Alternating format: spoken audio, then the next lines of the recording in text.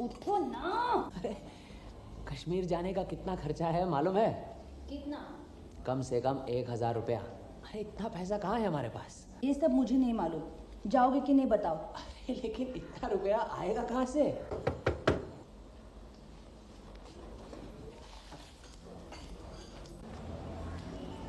कहिए। मुझे सत्यन्वेषी व्योमकेश बख्शी से मिलना है। आइए। आइए बैठिए। क्या काम?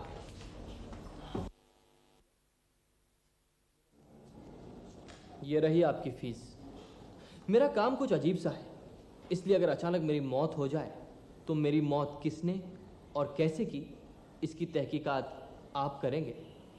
मरने के बाद ये मुमकिन नहीं होगा, इसलिए पैसे पेशगी दे रहा हूं। गिन लीजिए, पूरे 1000 हैं।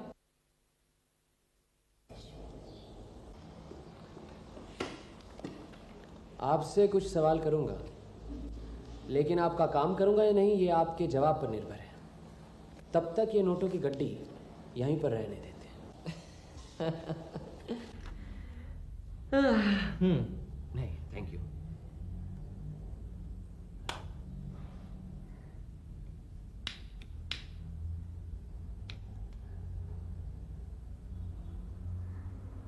हाँ, पूछिए सवाल। आपके सारे सवालों का जवाब शायद मैं ना भी दूं, मगर काम आप मेरा जरूर करेंगे। आपका नाम क्या है? ओह सॉरी, मैंने अपना नाम नहीं बताया अभी तक। सत्यकाम, सत्यकाम दास नाम है मेरा। सत्यकाम? हाँ, जैसे आप सत्यन्वेषी, वैसे मैं सत्यकाम। पहले तो कभी सुना नहीं। आपका उपनाम तो नहीं है? जी नहीं, ये मेरा असली नाम है। अच्छा, कहाँ रहते हैं? पता क्या है? यहीं कलकत्ता में 33/34 एमहर स्ट्रीट। क्या काम करते हैं? कुछ नहीं। पढ़ते हैं क्या? पढ़ता था कभी, अब तो सब छोड़ छाड़ दिया। लेकिन कुछ तो करते होंगे। कपड़े से तो ऐसा लगता है कि अच्छे खाते पीते घराने के हो। ठीक कहा आपने, खाता पीता घराना। धर्मतला स्ट्रीट पर आपने सुचित्रा एम्पोरियम का नाम जरूर सुना होगा। हाँ सुना है, बड़ा डिपार्टमेंटल स्टोर है। सुचित्रा एम्पोरियम में मैं भागीदार हूँ। भागीदार? दूसरे भागीदार कौन है? दूसरे नहीं, सिर्फ एक। उषा नाथ नाम के एक आदमी है, मेरे पिताजी।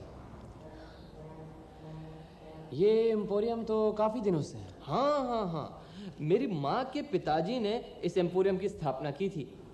फिर मेरे पिताजी इसमें भागीदार बन गए। फिर मेरे नाना के मरने के बाद मैं इसमें भागीदार बन गया। मेरी माँ मेरे नाना की इकलौती संतान थी और मैं मेरी माँ की। समझा। आप शराब पीते हैं? क्यों, बू आ रही है क्या? आपकी उम्र क्या होगी? 21वां चल रहा है। जन्म की तारीख भी आपको बता देता हूँ, 7 अगस्त 1935। आप क्या कितने दिनों से पी रहे हैं? 14 साल का था तभी से पी रहा हूँ। हाँ, रोज पीते हैं? हाँ, जब मन करता है पी लेते हैं। लगता है आप दोनों इस सुख से वंचित हैं। शराब से जुड़ी हुई दूसरी बुराइयों का भी शौक है आपको? अरे बुराइयां क्यों कह रहे हैं व्योमकेश बाबू? इतनी लोकप्रिय चीज क्या बुरी हो सकती है? हाँ, कितनी लड़कियों को बिगाड़ा है? कभी गिनती नहीं रखी। हाँ। आपने कहा कि आपकी मौत अचानक हो सकती है। क्या आपको डर है कोई आपका खून करेगा? जी। कौन खून कर सकता है? जिन लड़कियों को बिगाड़ा है उनके कोई सगे संबंधी? हो सकता है। किसी पर शक है? शक तो है, मगर नाम नहीं लूंगा। अपनी जान बचाने की भी कोशिश नहीं करेंगे? कोशिश से कोई फायदा नहीं होगा। मेरा ख्याल है मैंने आपके सारे सवालों का जवाब दे दिया है। आज चलता हूं, रात को एक जरूरी अपॉइंटमेंट है। ये रखिए, गुड नाइट। अपनी लोकप्रियता बढ़ाने जा रहे हैं? जाहिर है। अच्छा, अगर आपका खून हो जाए तो हमें पता कैसे चलेगा? आपको अखबार से पता चल ही जाएगा। वैसे आप खुद भी पूछताछ कर सकते हैं। आपको ज्यादा इंतजार नहीं करना पड़ेगा। 1000 रुपए के लिए परेशान हो गए थे ना, मिल गए ना रुपए? सब ऊपर वाले की मर्जी। चलो कश्मीर जाने की तैयारी करो। कैसे लगा लड़का तुम्हें? अरे इतना बेहुदा और मुंहफट लड़का मैंने आज तक नहीं देखा। मैंने भी। ताज्जुब की बात यह है कि उसे अपनी जान की परवाह नहीं, लेकिन मौत के बाद तहकीकात करवाना चाहता है। कश्मीर जाने की सोच रहे हैं, लेकिन हमारे पास गर्म कपड़े कहाँ हैं? अरे पिछली साल पटना में तो थे ना। वो तो सब भैया के थे, हमारे पास क्या है? वहाँ ठंड कुछ कम थी इसलिए गुजारा हो गया, लेकिन कश्मीर में तो कम से कम 3 मोटे कंबल चाहिए और मेरे लिए ओवरकोट। चलो कल सवेरे ही निकल पड़ते हैं। कहाँ जाओगे?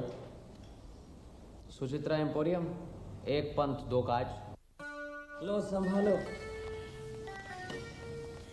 कितने में मिला ये सब? भाभी, वो जो कल लड़का आया था ना, हाँ उसकी दुकान से लिया हमने ये सब। कम से कम 20% का डिस्काउंट दिया उसने। सच? हाँ। बहुत ही अच्छा लड़का है। हाँ बहुत अच्छा है। जल्द उसका खून नहीं ना हुआ तो 2 दिन में सुचित्रा एम्पोरियम का दिवाला निकल जाएगा। नहीं नहीं नहीं नहीं, ऐसा मत कहो। जितना मैं उसको खराब समझता था ना, उतना वो है नहीं। चलो उसके घर का मुआयना भी करना है। क्या पता बताया? 33 बाय 34 एमर स्ट्रीट।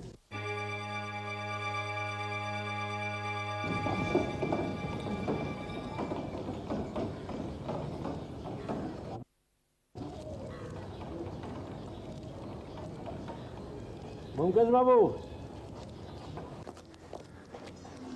कहिए। मुझे नहीं पहचाना? पिछली पूजा में आपके वहां गया था चंदा लेने, नंदलाल घोष। आप ही के मोहल्ले में रहता हूँ। हाँ, हमारे मोहल्ले में रहते हो तो यहाँ इतनी दूर क्या कर रहे हो? बात यह है सर कि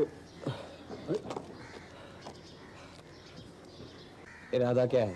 इरादा सर, आप ही को बता रहा हूँ सर, किसी को बोलिएगा नहीं।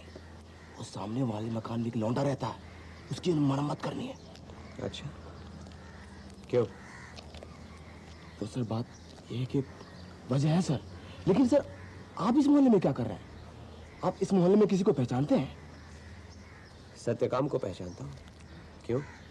उसी की पिटाई करना चाहते हो? अरे सर, आप सत्यकाम को पहचानते हैं? खास जान पहचान नहीं है, लेकिन उसकी पिटाई क्यों करना चाहते हो? उसने तुम्हारा कुछ बिगाड़ा है क्या? ये एक लंबी दास्तान है सर। अगर आप सब जानना चाहते हैं तो पास में भूतेश्वर का अखाड़ा है। आप मेरे साथ चलिए, मैं सब बताता हूँ आपको। चलिए सर।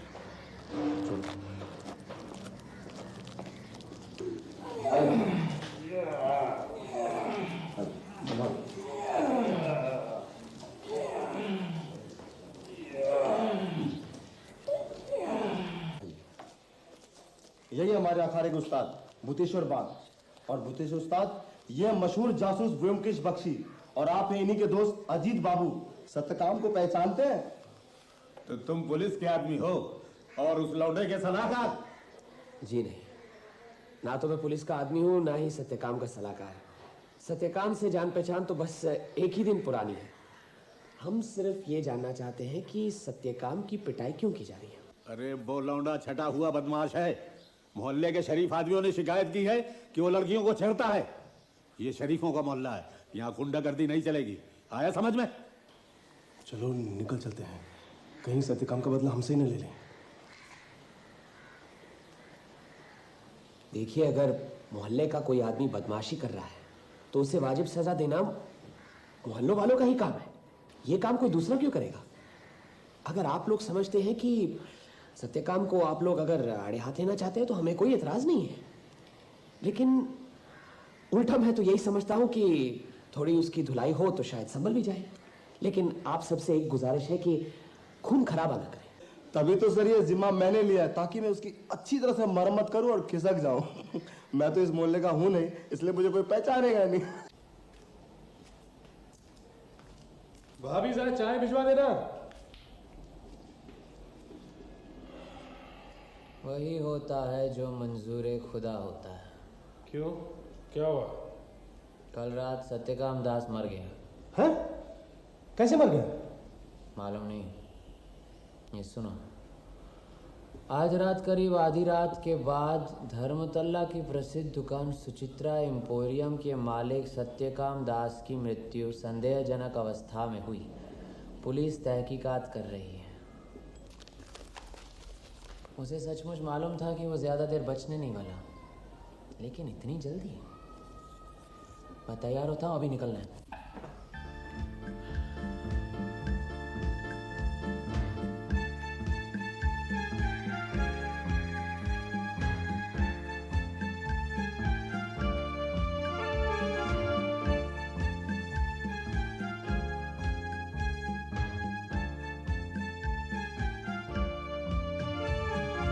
ये क्या है? ये तो रूपहरी कागज है जो सिगरेट के पैकेट में होता है ना, हाँ। गोंद से चिपकाया गया है। माफ कीजिए, आपको परेशान करने आए हैं। मेरा नाम ब्योमकेश बख्शी है और ये अजीत मेरे साथी। कुछ कुछ खास काम है क्या? आज मैं जरा, मेरे घर में एक दुर्घटना हो गई है। जी मुझे मालूम है, इसलिए हम आए हैं। सत्यकाम की मौत हो गई है ना, आज ही अखबार में पढ़ा। आप सत्यकाम को जानते थे? जी हाँ, परसों ही मुलाकात हुई थी। मेरे सामने एक प्रस्ताव रख गए थे। कैसा प्रस्ताव? कि अगर अकस्मात उनकी मौत हो जाए तो मैं उनकी मौत की वजह की छानबीन करूं। बैठिए।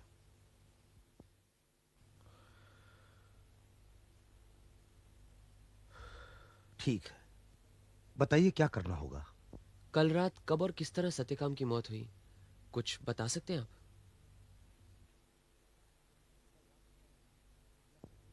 कल रात को मैं लगभग 1 बजे अपने कमरे में सोया हुआ था।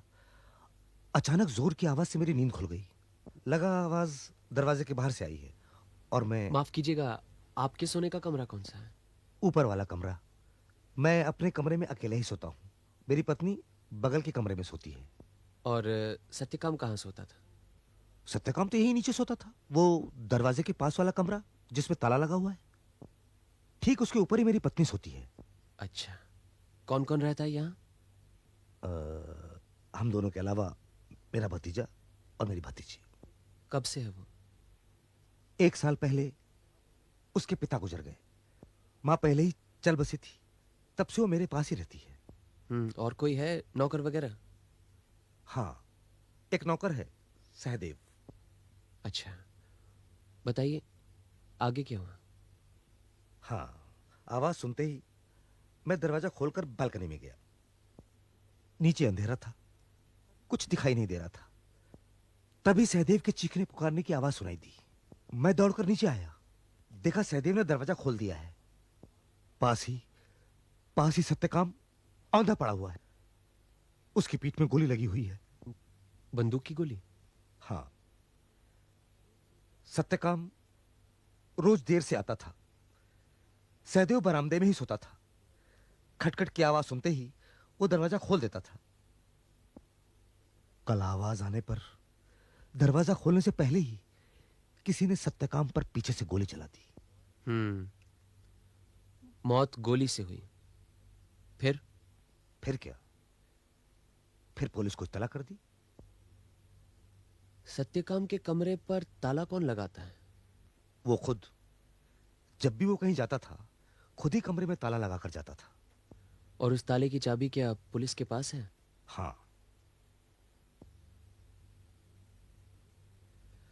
अच्छा, पुलिस ने कमरा खोलकर नहीं देखा? नहीं। ठीक है, आपसे तो और कुछ नहीं पूछना, लेकिन आपके घर के लोगों से तो एक सवाल करने हैं। पूछिए, किसको बुलाऊं?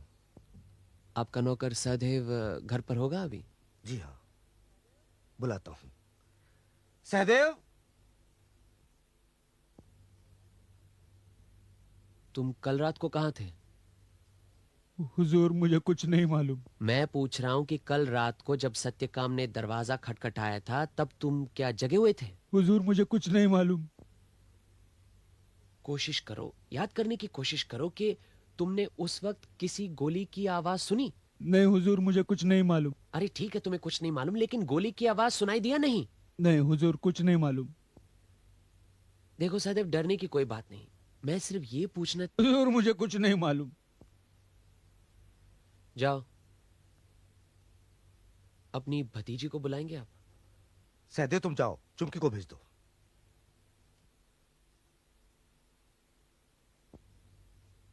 तुम्हारे मामा ने कहा कि तुम 1 साल से यहाँ रह रही हो।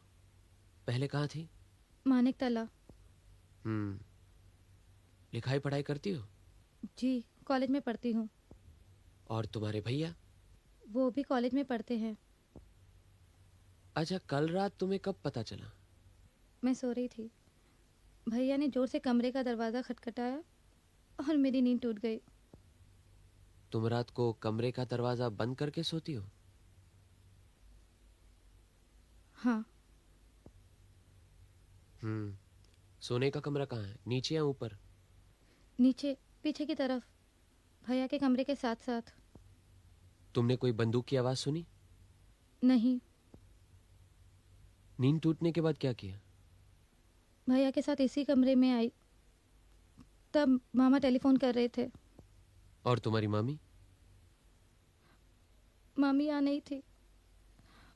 ऊपर जाकर देखा, तब अपने कमरे में बेहोश पड़ी थी। अच्छा ठीक है, तुम जाओ।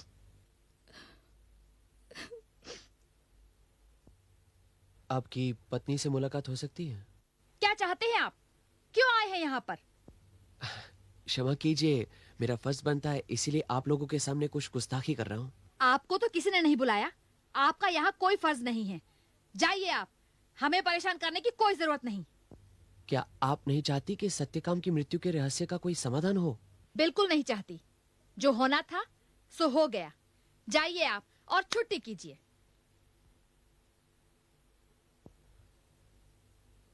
पुत्र शोक में हम जरा परेशान हैं। क्या करें क्या नहीं करें, कुछ समझ में नहीं आ रहा है। आप हमें माफ करें। नहीं नहीं, कोई बात नहीं।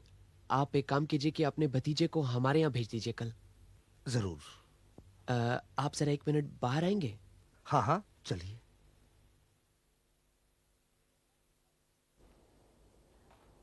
आइए। उषानाथ बाबू, ये यहाँ आओ। ये यहाँ क्या लगा हुआ है? क्या मालूम, पहले तो कभी गौर नहीं किया। हाँ, लेकिन ये हाल ही में चिपकाया गया है। अगर यहाँ पर कोई छोटा बच्चा होता तो शायद पूछते, लेकिन आप पूछिए किसने लगाया है। सहदेव, चुमकी, जरा इधर आओ। मुझे कुछ नहीं मालूम साहब। ठीक है, जाओ चुमकी को भेज दो। पूछिए क्या पूछना है। चुमकी, ये यहाँ पर क्या लगा हुआ है, तुम्हें मालूम है? मुझे नहीं पता किसने कब लगाया, लेकिन कल शाम में यहाँ नहीं था। अच्छा ठीक है, इसे यहीं पर लगा रहने दीजिए। हाँ? अच्छा उषानाथ बाबू, नमस्कार। नमस्कार। चलो अजीत। नमस्कार भवानी बाबू, नमस्कार। अरे आप इसमें कहां से उलझ गए? बस यूं ही समझिए, उलझ गया। बैठ सकते हैं? बैठिए बैठिए, बैठेंगे क्यों नहीं आप। वैसे लड़का पक्का शैतान था। जिसने भी उसका खून किया, उसने उस परिवार पर बहुत बड़ा उपकार किया है, और ऐसे खूनी को तो इनाम मिलना चाहिए। बिल्कुल ठीक कहा आपने। आप अपनी कार्यवाही करते रहिए, मैं तो सिर्फ सत्य की खोज। जी। कहिए, क्या जानना चाहते हैं? पूछिए पूछिए। पोस्टमार्टम की रिपोर्ट आ गई? शाम तक आ पाएगी। तो ठीक है, शाम को मैं टेलीफोन कर लूंगा। लेकिन मौत तो बंदूक की गोली से हुई थी ना? बड़ी बंदूक से नहीं, किसी पिस्तौल या रिवॉल्वर से। गोली पीठ की बाएं तरफ से अंदर घुसी है और शरीर से निकली नहीं। इसका मतलब है वहीं कहीं अटकी पड़ी होगी। गोली पीठ से घुसी है, इसका मतलब है कि सत्यकाम पर वार करने वाला सत्यकाम के पीछे होगा। सत्यकाम जैसे उल्लू के बारे में कुछ भी कहना बेकार है। लेकिन जिस वक्त सत्यकाम का खून हुआ, वो घर के अंदर था। नौकर की चीख पुकार सुनकर वो और उसका मामा दोनों भागकर दरवाजे पर आई, और ठीक उसी वक्त किसी ने सत्यकाम को पीछे से गोली मार दी। लेकिन गोली मारने वाला लड़का ये नहीं हो सकता। अच्छा, छत से क्या गोली चलाई जा सकती है? बेशक। छत से गोली जब मारी गई होगी तो गोली शरीर से ऊपर से नीचे की तरफ आई होगी, लेकिन यहाँ तो गोली पीछे से सामने की तरफ आई। चिलांचे घर में कोई नहीं है। क्या कर रहे हो तुम? मुझे ब्योमकेश बाबू से मिलना है, बहुत जरूरी काम है। तुम्हारा जरूरी काम मैं समझता हूँ, चंदा बाद में आके लेना। अब जाओ। मैं चंदा लेने नहीं आया हूँ। फिर क्यों आए हो? कहा ना बहुत जरूरी काम है, मुझे बैठने दो। सत्यकाम का खून हो गया। बैठो बैठो नंदलाल, तुम्हें सत्यकाम की खबर कैसे मिली? आज सुबह एक दोस्त के घर गया था, उधर ही पता चला कि किसी ने कल रात सत्यकाम का खून कर दिया है। कल शाम को जब आप अखाड़े से चले गए, उसके बाद मैं उधर गया ही नहीं। सर, मुझे इस मौत के बारे में कुछ नहीं मालूम सर। अच्छा, तुम्हारी वो कटारी कहाँ है? कटारी? कटारी तो मैंने फेंक दी सर। सुना है कि उसकी हत्या गोली मारकर की गई है। अच्छा, कटारी से नहीं। अच्छा ये बताओ, उस मोहल्ले में तुम्हारे जान पहचान वालों में से किसी के पास पिस्तौल या रिवॉल्वर है? नहीं सर, और अगर किसी के पास होगी भी तो मुझे मालूम नहीं। हाँ बोल रहा हूँ, बोलो। हाँ रिपोर्ट आ रही है, एक मिनट।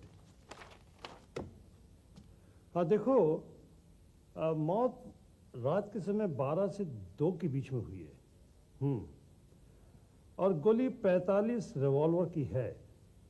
गोली बाईं तरफ इसके प्योर के नीचे से घुसकर दिल को चीर कर दाईं तरफ के फेफड़े की तीसरी हड्डी में अटकी हुई है। और गोली की दिशा नीचे से कुछ ऊपर की तरफ है और बाहर से अंदर की तरफ। नहीं नहीं नहीं नहीं, कोई चोट के निशान नहीं है। और कोई चोट के निशान नहीं है?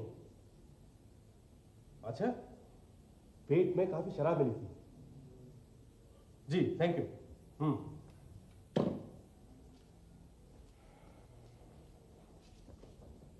गोली की दिशा क्या बताई? नीचे से ऊपर की तरफ और बाहर से अंदर की तरफ। मतलब गोली चलाने वाला पीछे जाड़ में बैठा छुपा था और उसने बैठे बैठे गोली चलाई। बैठकर गोली चलाई? क्यों? ये मुझे क्या मालूम, उसने मुझसे पूछ के थोड़ी गोली चलाई थी। मैं तो सोने जाती हूँ। तुम कहना चाहते हो कि खूनी पहले से ही अहाते के अंदर छुपा बैठा था और जब सत्यकाम ने बड़ा फाटक बंद करके 25-30 कदम चलकर दरवाजा खटखटाया तो खूनी ने गोली चलाई। मैं पूछता हूं क्यों? क्यों? सत्यकाम जब फाटक खोल कर आया उसने तब क्यों नहीं गोली चलाई? उसी में उसका फायदा था और फिर गोली मारकर फाटक से भाग भी जाता। हाँ, बाहर खाली जाने का भी कोई अंदेशा नहीं था। क्यों? सवाल का जवाब क्या है, तुम्हें बताओ। जवाब यह है कि खूनी ने पीछे से गोली नहीं चलाई। और इससे भी ज्यादा गंभीर समस्या है रूपहरी चक्का। वो किसने लगाया, कब लगाया, क्यों लगाया? मतलब रूपहरी चक्के का भी कोई गूढ़ मकसद है? जरूर है। बस उस मकसद का पता लग जाए तो इस समस्या का समाधान हो सकता है। तुम एक काम करो, सवेरे जल्दी ही उषानाथ बाबू के मकान पर जाओ और शीतांशु को यहाँ ले आओ। आओ। नमस्ते। ये लो। नमस्कार। आओ सितांशु, आओ, बैठो बैठो बैठो। उस दिन तुम घर पर मिले नहीं और तुम्हारी मामी कुछ बिगड़ सी गई थी, इसलिए कुछ सवाल तो कर नहीं सका तुमसे। 2-4 सवाल पूछने। क्या उम्र है तुम्हारी? 20 साल। ये बताओ, जिस रात सत्यकाम का खून हुआ था क्या तुम जगे हुए थे? जी। क्या कर रहे थे? तो रात को तुम अपने कमरे का दरवाजा क्या अंदर से बंद करते हो? नहीं, उस रात जब सब सो गए तो क्या तुम बाहर गए थे? जी नहीं। मेन दरवाजे के अलावा घर से बाहर जाने का कोई और रास्ता है? पिछला दरवाजा। पिछला दरवाजा? उस रात कोई पिछले दरवाजे से बाहर गया था? जी नहीं, अगर कोई गया होता तो मुझे मालूम होता, क्योंकि मेरा कमरा दरवाजे के पास है। दरवाज़ा खुलते वक्त चरमर की आवाज़ करता है, इसके अलावा उस पर ताला पड़ा रहता है। उसकी चाबी किसके पास है? सहदेव के पास। अच्छा, सत्यकाम रात को हमेशा देर से लौटता था, ये तुम्हें मालूम था? जी। तुमने कभी रिवॉल्वर इस्तेमाल किया है? सत्यकाम के पास रिवॉल्वर था? मुझे मालूम नहीं, शायद नहीं था। घर में कोई पिस्तौल, रिवॉल्वर, बंदूक? मालूम नहीं। सत्यकाम के साथ तुम्हारा व्यवहार कैसा था? मेरा उसके साथ कोई व्यवहार नहीं था। मैं और वो एक दूसरे से बातचीत नहीं करते थे। क्योंकि वो दुष्चरित्र था, इसलिए। अच्छा, तुम अपने पिता से प्यार करते थे तो अपनी बहन से भी बहुत प्यार करते हो?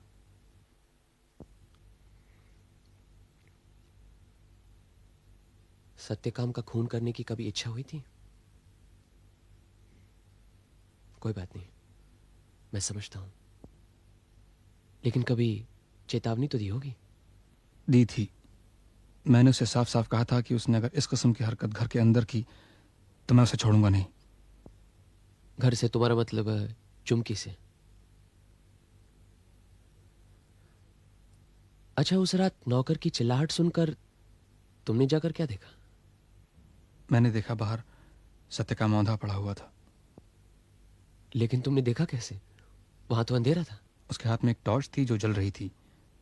फिर मामा ने भी बाहर की बत्ती जला दी थी। तुम्हारे मामा मामी तो सत्यकाम को लेकर काफी परेशान रहते थे ना? कैसी परेशानी? मतलब आपस में झगड़ा अक्सर जो इस तरह होता रहता है। नहीं, ऐसा कुछ नहीं था।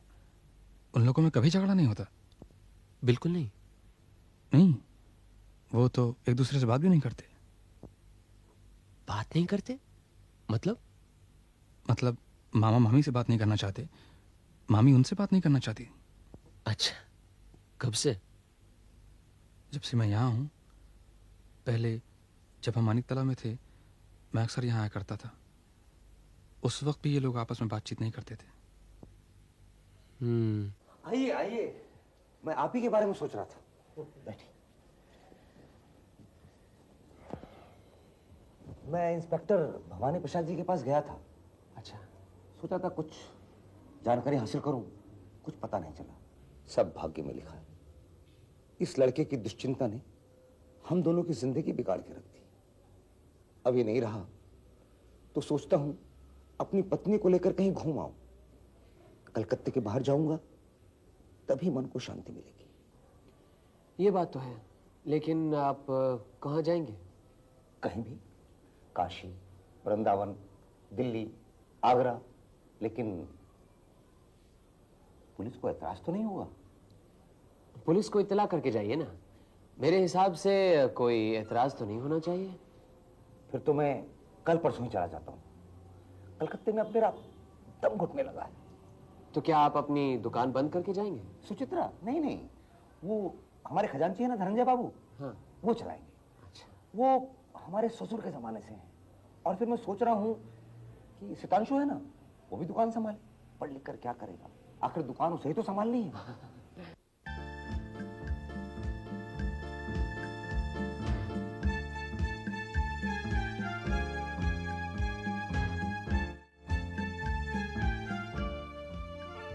ऐसा करो अजीत, तुम घर जाओ, मैं जरा सुचित्रा एम्पोरियम होता हूँ। वहां क्या करोगे? खजांची धनंजय से मिलाता हूँ। वो तो उशनाथ बाबू के ससुर के जमाने से है वहां। मैं चलता हूँ। क्या बात है, केस सुलझ गया? अब तो कश्मीर चल सकते हैं ना? ये क्या है? प्रीति उपहार, मतलब के प्यार का तोहफा। कैसा तोहफा? अरे 20-25 साल पहले शादी के मौके पर ऐसे छपे हुए उपहार देने का आम रिवाज था। ये वही कागज है, खजांची धनंजय मंडल ने मुझे दिया है। क्या बात है, साफ साफ बताओ ना, कश्मीर घूमने जा सकते हैं या नहीं? पहले ये सुनो। कुमारी सुचित्रा का शुभ विवाह उषा नाथ के साथ। बाद में एक बकवासी कविता, नीचे कविता लिखने वाले का नाम, धनंजय मंडल और सुचित्रा एम्पोरियम के अन्य कर्मचारी, कलकत्ता 17 फरवरी 1935। अरे तो इसमें क्या है, इतना फूले क्यों समा रहे हो?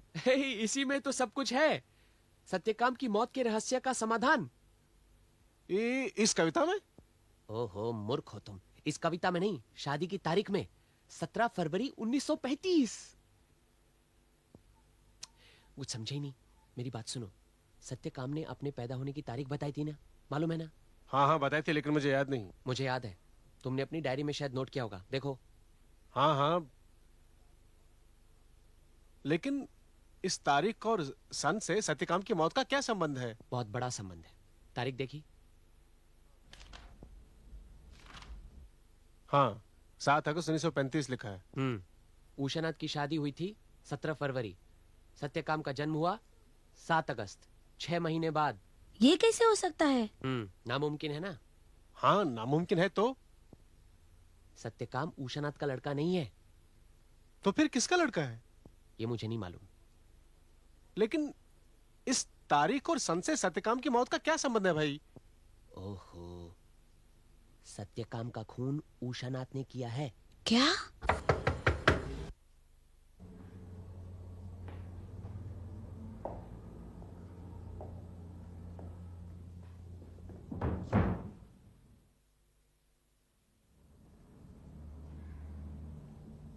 आप धनंजय बाबू से मिलने गए थे? हाँ गया। क्यों मिलने गए थे?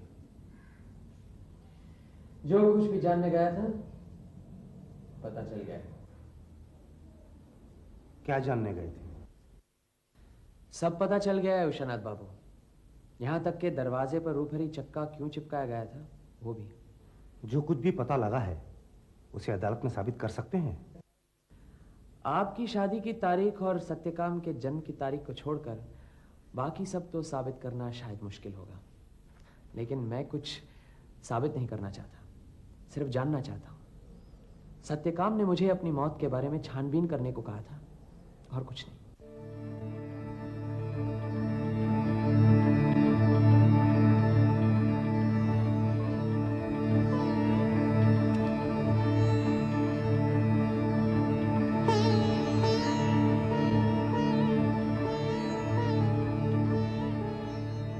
व्योमकेश बाबू, सत्यकाम का खून करना क्यों जरूरी था, आप जानना चाहते हैं? हाँ जरूर। सन 1923 में रमाकांत चौधरी ने सुचित्रा एम्पोरियम की स्थापना की। उनके एक ही संतान थी, सुचित्रा। उसी के नाम पर उन्होंने दुकान का नाम भी रखा। उषानाथ बाबू ने एक मामूली सेल्समैन की हैसियत से सुचित्रा एम्पोरियम में नौकरी की। तब उनकी उम्र करीब 21 या 22 की होगी। गरीब घर का अनाथ लड़का था, दिखने में सुंदर और मेहनती। फिर 2 साल नौकरी करने के बाद उषानाथ बाबू की किस्मत खुल गई। एक दिन रमाकांत चौधरी ने उषानाथ को अपने पास बुलाया और कहा कि वो अपनी इकलौती बेटी की शादी उषानाथ से करना चाहते हैं। उषानाथ को जैसे धरती पर चांद मिल गया। कुछ दिनों के बाद दोनों की धूमधाम से शादी हो गई। उषानाथ बाबू के सहकर्मियों ने प्रीति उपहार के तौर पर एक मलमल जैसे कागज पर कविता छपवाकर उन्हें भेंट दी। वही कागज आज मुझे खजांची धनंजय मंडल ने दिया। लेकिन शादी की पहली रात को ही उषानाथ बाबू को पता चल गया कि रमाकांत चौधरी ने अपनी इकलौती बेटी की शादी एक गरीब मामूली कर्मचारी से क्यों की। शादी की रात सुचित्रा 3 महीने की गर्भवती थी और पूरी रात उषानाथ बाबू ने कुर्सी पर बिताई। अगले सवेरे और रमाकांत बाबू से जा मिले और कहा कि आपका मकसद पूरा हो गया, अब मुझे छुट्टी दीजिए। लेकिन रमाकांत बाबू भी इस स्थिति के लिए तैयार थे। उन्होंने उषानाथ बाबू से कहा कि उन्हें कोई ऐसी वैसी हरकत नहीं करनी चाहिए जिससे उनका भी मुंह काला हो। बेहतर यह होगा कि वो चुपचाप सब कुछ सह ले, किसी को कुछ पता नहीं चलेगा। साथ में उन्होंने उषानाथ बाबू के हाथ में एक वकालतनामा रख दिया जिसके मुताबिक सुचित्रा एम्पोरियम में उषानाथ बाबू भी बराबर के हिस्सेदार बने। उन्होंने कहा, आज तो मेरा हुक्म चलता था, अब कल से तुम्हारा भी हुक्म चलेगा। उषानाथ बाबू का सर चकरा गया। किसका नहीं चकरा था? इतनी धन दौलत को वे ठुकरा न पाए। अब वो अपने ससुराल में ही रहने लगे, लेकिन सुचित्रा के साथ उन्होंने कोई संबंध नहीं रखा। दोनों अलग अलग कमरों में सोते थे। फिर 1 महीने बाद रमाकांत बाबू अपनी बेटी को लेकर विलायत चले गए। कहा, लड़की बीमार है, इलाज के लिए इंग्लैंड जाना जरूरी है। और 1 साल के बाद वो लौटे। सुचित्रा की गोद में अब एक बच्चा था, लेकिन यह कहना मुश्किल था कि वो बच्चा 2 महीने का है या 5 महीने का। अब धीरे धीरे सत्यकाम बड़ा होने लगा। उसकी रगों में किसी धूर्त और दुष्चरित्र बाप का खून था, और वो भी बिल्कुल वैसा ही अपने अज्ञात बाप की तरह निकला, लापरवाह और उज्जड़। जब वो 19 साल का हुआ तो रमाकांत चौधरी चल बसे और सुचित्रा एम्पोरियम का आधा हिस्सा उसे मिला। तब उसे अपने जन्म के रहस्य के बारे में पता चला। वो अपनी माँ और उषानाथ बाबू से नफरत करने लगा और उन्हें खरी खरी सुनाने लगा। लेकिन उसकी मनमानी इतनी बढ़ गई थी कि सुचित्रा एम्पोरियम का दिवाला निकलने की नौबत आ गई थी। और फिर एक अधेड़ उम्र की औरत ने दुकान में चिल्ला चिल्ला कर कहा कि सत्यकाम ने उसकी बेटी की इज्जत लूटी है, वो उसे छोड़ेगी नहीं। तब उषानाथ बाबू ने फैसला कर लिया कि सत्यकाम को रास्ते से हटाना होगा। लेकिन सत्यकाम भी बहुत तेज लड़का था। वो उनका मकसद समझ गया, लेकिन अपने आप को बचा नहीं सका। अगर वो पुलिस के पास जाता तो अपने जन्म का रहस्य खोलना पड़ता।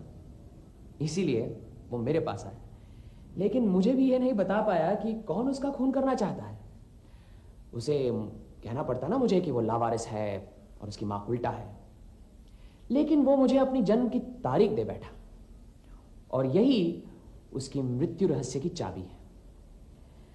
जिस रात सत्यकाम का खून हुआ वो दिन शनिवार का था, और शनिवार को सत्यकाम अक्सर देर से लौटता था।